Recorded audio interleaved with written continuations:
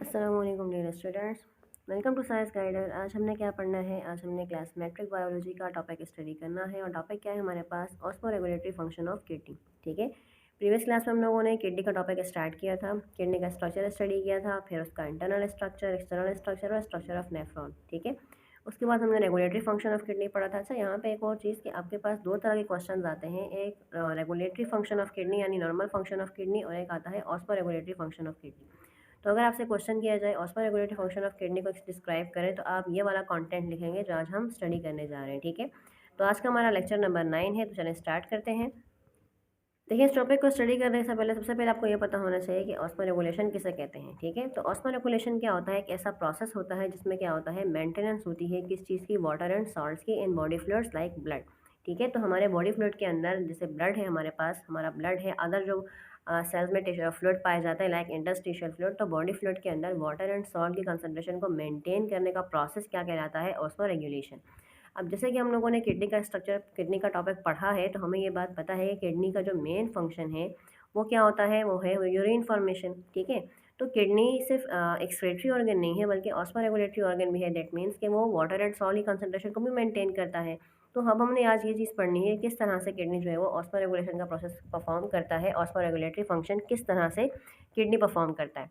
तो हमारे पास जो, अगर हम इस बात को डिस्कस करते हैं तो किडनी ऑस्मोरेगुलेशन का प्रोसेस करता है एज अ ऑस्मोरेगुलेटरी ऑर्गन।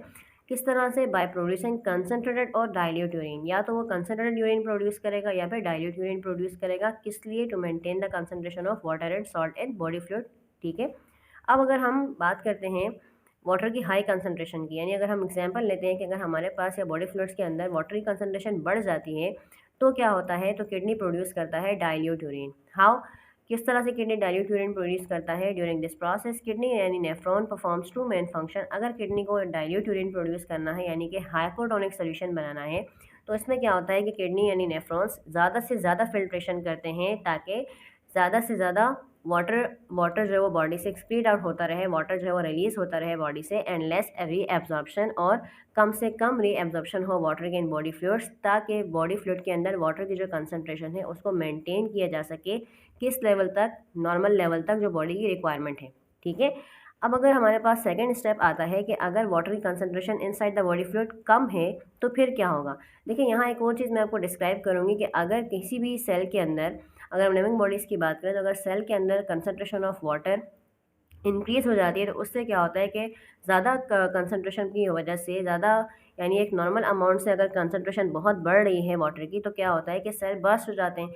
और अगर नॉर्मल कंसंट्रेशन से कंसंट्रेशन बहुत कम है वाटर की, तो फिर क्या होता है? सेल श्रिंक हो जाता है। तो दोनों कंडीशन एक तरह से ठीक नहीं है। तो किडनी क्या करता है? बैलेंस करता है हमारी बॉडी फ्लूइड के अंदर वाटर एंड सॉल्ट की कंसंट्रेशन को। तो अगर वाटर की कंसंट्रेशन बॉडी में ज़्यादा है तो वो ज़्यादा से ज़्यादा फिल्ट्रेशन करता है और लेस रीअब्जॉर्प्शन करता है वाटर मॉलिक्यूल्स की इनसाइड द बॉडी फ्लूइड। और इस तरह से जो एक्सेस वाटर होता है, जो ज़ायद पानी होता है बॉडी के अंदर, वो रिलीज़ होता रहता है in the form of urine. और क्या होता है? इस तरह से जो आपके पास वाटर की कंसंट्रेशन है बॉडी के अंदर वो बैलेंस हो जाती है up to normal condition, up to normal limits. ठीक है, अब अगर हम बात करते हैं लेवल ऑफ वाटर लो की, कि अगर inside the body fluid water की कंसंट्रेशन कम है या वाटर का लेवल कम है तो फिर क्या होता है? जैसे हमने स्टार्ट में देखा कि किडनी क्या करता है? कंसंट्रेटेड यूरिन प्रोड्यूस करता है in case of low water level in the body fluids. और दूसरी बात है कि अगर हम लोग समर सीज़न की बात करें तो समर सीज़न में भी स्वेटिंग होती है ज़्यादा, यानी पसीना आता है। तो पसीने के ज़रिए भी क्या होता है? ज़्यादा से ज़्यादा वाटर की इवैपोरेशन होती है इनसाइड फ्रॉम द बॉडी। तो सॉल्ट्स भी रिलीज़ होते हैं साथ साथ और वाटर भी रिलीज़ होते हैं। ठीक है, और कुछ नाइट्रोजनस वेस्ट भी, जैसे कि यूरिया की अगर हम बात करें तो वो भी रिलीज़ होते हैं थ्रू स्वेटिंग। तो होता क्या है कि in summer season already water की शॉर्टेज हो जाती है इनसाइड द बॉडी। तो अगर वाटर की शॉर्टेज है या वाटर के लेवल कम है नॉर्मल लिमिट से इनसाइड द बॉडी, तो फिर क्या होता है? तो अगेन हम वही बात करेंगे जो हमने स्टार्ट में पढ़ी कि किडनी यानी नेफ्रॉन्स क्या काम करती हैं। अब जब लेवल बढ़ा बढ़ा हुआ था तो उस वक्त क्या हुआ? फिल्ट्रेशन ज़्यादा से ज़्यादा हुई ताकि एक्सेस वाटर बॉडी से रिलीज़ हो जाए। अब अगर ऑलरेडी एक कंडीशन सेल में ऐसी है कि जब concentration of water in body fluids कम है तो क्या होगा? किडनी कम फिल्ट्रेशन करेगा। ठीक है, और ज़्यादा से ज़्यादा रीअब्जॉर्प्शन करेगा ताकि बॉडी फ्लूइड्स के अंदर वाटर की कंसंट्रेशन को मेंटेन किया जा सके। ठीक है, क्या है? By sweating water also release from our body in summer season. के स्वेटिंग के जरिए क्या होता है? वाटर हमारा ऑलरेडी, स्वेटिंग के जरिए भी वाटर रिलीज हो रहा होता है तो इनसाइड द बॉडी फ्लूइड भी हमारे पास क्या होता है, वाटर की कंसनट्रेशन कम होती है। तो फिर क्या होता है कि किडनी यानी हमारा जो किडनी है यानी नेफ्रॉन्स हैं वो कम से कम फिल्ट्रेशन करते हैं और ज़्यादा रीएब्जॉर्प्शन करते हैं, ताकि एक्सेस वाटर या जो वाटर है वो ज़्यादा बॉडी से रिलीज़ ना हो और ज़्यादा से ज़्यादा बॉडी के अंदर रीएब्जॉर्ब होता रहे, ताकि वाटर की कंसनट्रेशन को मेंटेन किया जा सके अप टू नॉर्मल लिमिट्स। ठीक है, क्लियर हो यहाँ तक। अब अगर हम बात करते हैं कि ये तमाम फंक्शंस किस तरह से हो रहे हैं बॉडी के अंदर, किडनी किस तरह से ये सारा काम परफॉर्म करता है, तो अगर हम ये बात करें डाइल्यूट यूरिन प्रोड्यूस करने की और कंसनट्रेटेड यूरिन प्रोड्यूस करने की, तो डाइल्यूट यूरिन में तो कोई एक्स्ट्रा एफर्ट्स किडनी की लगी नहीं। ठीक है, तो मानी एक्सेस क्या हुआ, मोल फिल्ट्रेशन हुई और लेस रिएब्जॉर्प्शन हुई, एक्सेस वाटर बॉडी से रिलीज आउट होता गया। अब अगर हम बात करते हैं कंसनट्रेटेड यूरिन की, तो यहाँ पे क्या हुआ कि किडनी को एफर्ट्स लगानी पड़ी। ठीक है, क्या हुआ कि ज़्यादा से ज़्यादा कम से कम फिल्ट्रेशन की गई और ज़्यादा रीअब्जॉर्प्शन की गई।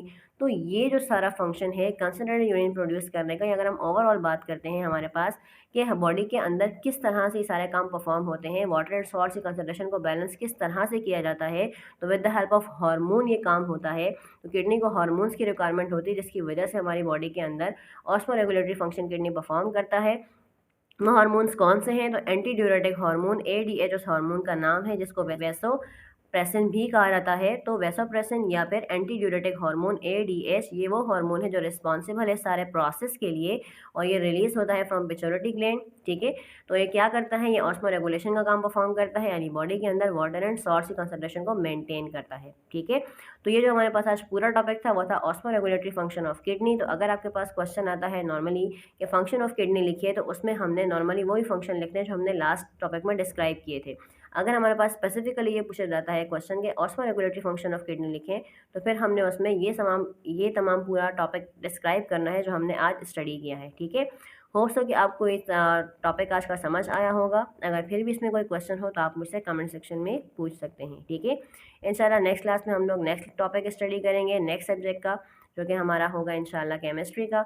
तो तब तक के अपना बहुत सारा ख्याल रखिएगा। वीडियो पसंद आई है तो वीडियो को लाइक करें, शेयर करें, चैनल को सब्सक्राइब कर दें। अल्लाह हाफिज़ व नासिर।